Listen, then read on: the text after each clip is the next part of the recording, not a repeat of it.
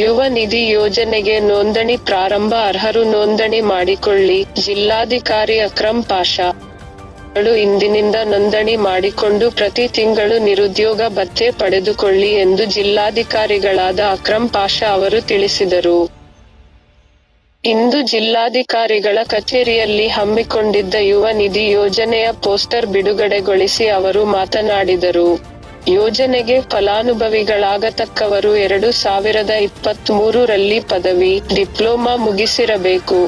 ಕನಿಷ್ಠ 6 ತಿಂಗಳ ಕಾಲ ಸರ್ಕಾರಿ ಅಥವಾ ಖಾಸಗಿ ಉದ್ಯೋಗ ಹೊಂದಿಲ್ಲದವರು ಸೇವಾ ಸಿಂಧು ಪೋರ್ಟಲ್ ಮೂಲಕ ಅರ್ಜಿ ಸಲ್ಲಿಸಬಹುದಾಗಿದೆ.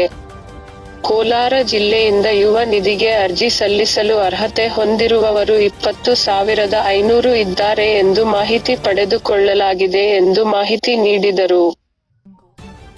ಪದವಿ ಮಾಡಿದವರಿಗೆ ಮಾಸಿಕ 3,000 ರೂಪಾಯಿ, ಡಿಪ್ಲೊಮಾ ಮಾಡಿದವರಿಗೆ ಮಾಸಿಕ 1,500 ರೂಪಾಯಿ ಅನ್ನು ನಿರುದ್ಯೋಗ ಭತ್ಯೆಯಾಗಿ ನೀಡಲಾಗುವುದು.